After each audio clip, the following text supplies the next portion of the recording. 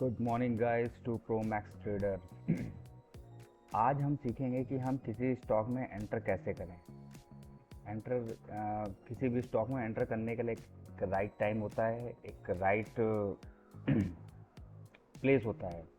अगर आप किसी भी फंडामेंटली गुड स्टॉक में आप गलत टाइम घुसेंगे तो वो आपको लॉस ही देगा। ओवर द पीरियड आपको भले ही वो प्रॉफिट दिया, लेकिन वो इतना टाइम कंज्यूम होगा कि आप अगर किसी भी स्टॉक मान लीजिए कोई भी अच्छा स्टॉक हो, जैसे एच यू एल हो गया, रिलायंस हो गया, टाटा स्टील हो गया, कोई भी स्टॉक है, इनके इनके जो चार्ट पैटर्न है, इसके हिसाब से आपको चार्ट में एंटर करना पड़ेगा, तभी आपको एक अच्छा मूव देखने को मिल सकेगा। मान लीजिए आपको रैंडमली टीवी न्यूज़ से पता चला कि ये वाला स्टॉक खरीद लो, तो आप उसको कैसे आइडेंटिफाई करोगे कि ये स्टॉक अभी एंटर करने लायक है कि नहीं। क्योंकि टीवी न्यूज़ में जो जितने भी टीवीज़ आते हैं, जितने भी न्यूज़ आते हैं, बिजनेस चैनल आते हैं, उनमें ये सब जो स्टॉक बताए जाते हैं वो काफ़ी देर बाद बताए जाते हैं, जब उसमें लोगों की एंट्री हो चुकी होती है। कई लोग उसमें से प्रॉफिट भी निकाल चुके होते हैं। उसके बाद लोग उसमें, हम लोग जैसे रिटेलर जैसे लोग एंट्री करते हैं और ट्रैप हो जाते हैं और फंसे रहते हैं कि एक दो दो साल के लिए। तो it's better to identify the place where you have to enter. तो सबसे पहले हम कोई भी रैंडम स्टॉक उठा लेंगे। अभी देखिए, ये मेरा ट्रेडिंग व्यू का टर्मिनल है, आपको दिख ही रहा होगा। राइट साइड में आप देखेंगे, इसमें बहुत सारे स्टॉक, मैंने स्टॉक लिस्ट बना रखी है। अभी मान लीजिए किसी ने आपको कोई टिप दी कि चलो कि भाई कोई भी, मैं आपको कोई भी रैंडम स्टॉक उठा लेता हूँ ऊपर नीचे करके। ठीक है, मान लो ये क्या है। हाँ, this is Bajaj Hindustan sugar. ये बजाज हिंदुस्तान शुगर का चार्ट है। ठीक है, तो आप सबसे पहले क्या करेंगे? सबसे पहले अगर मुझे एंटर करना है तो मैं सबसे पहले इसका स्क्रीनर में जाके, स्क्रीनर एक बड़े वेबसाइट है जिसमें आप कंपनी के फंडामेंटल चेक कर सकते हो। सॉरी, स्क्रीनर नहीं, बजाज बी ए जे जे हिंदुस्तान।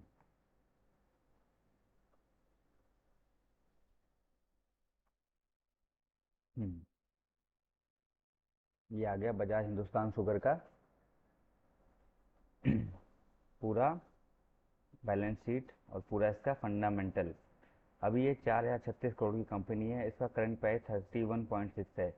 आपको लगेगा ये बहुत ही प्राइस का बहुत कम, मैं इसको ले लेता हूँ, लेकिन क्या इसमें अभी एंटर हुआ जा सकता है? इसके इसके लिए आपको कंपनी की बैलेंस शीट, कंपनी की चीज़ें, इसके आप इसमें यहाँ पे प्रॉस, इस स्क्रीनर में प्रॉस और कॉन्स आते हैं, जिससे आप देख सकते हो कि भाई कंपनी का ओवरऑल व्यू क्या है। Company has low interest coverage ratio, company has div poor sales growth 1.33 over 5 years. अब आप देखिए, इसकी जो ग्रोथ है वो 1.63% है पास्ट 5 ईयर्स से। मतलब ये पाँच पाँच सालों से ये, इसका जो सेल्स ग्रोथ है ज़्यादा हो नहीं रहा है, 1.60 1.65। और प्लस इसकी प्रमोटर होल्डिंग इज़ लो। मैं उसी स्टॉक में एंटर करना चाहूँगा जिसकी प्रमोटर होल्डिंग अच्छी हो, क्योंकि अगर प्रमोटर होल्डिंग अच्छी होगी तो प्रमोटर और मैनेजमेंट को उस कंपनी पर विश्वास होगा कि ये कंपनी, विश्वास होगा, और प्लस वो उसके उसमें काम करेंगे कि हाँ, मैं इस कंपनी को आगे बढ़ाऊँ।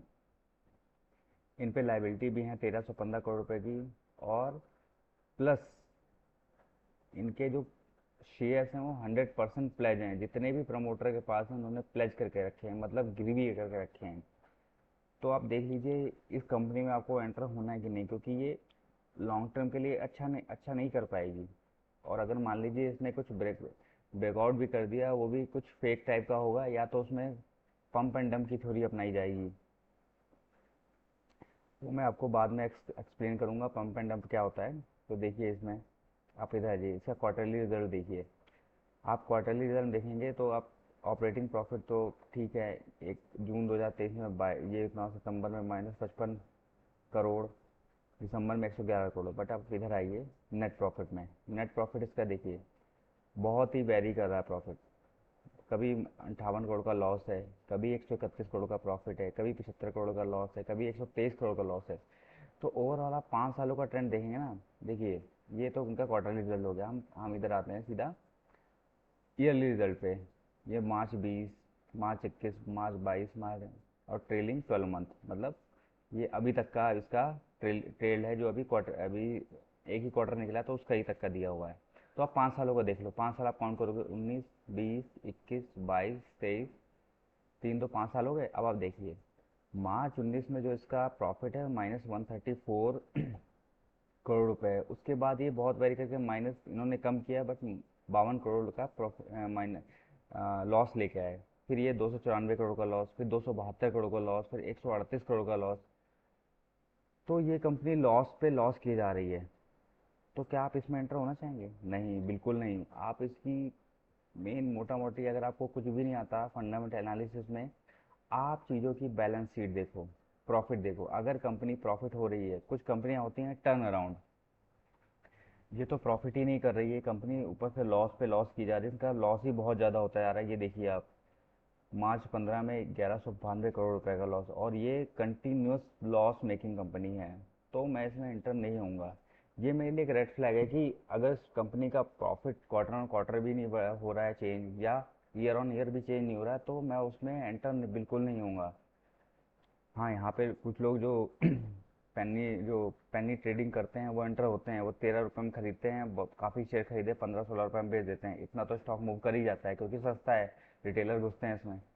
तो अगर आपको एक अच्छा स्टॉक चाहिए जो आपको टाइम के साथ अच्छा रिटर्न दे पाए, तो आप हमेशा उसको एंटर करने का सही प्लेस ढूंढिए, तब उसमें जाके एंटर करिए। हाँ, अगर आपको फंडामेंटली चेक करना है तो वो स्टॉक फंडामेंटली बैकअप होना चाहिए।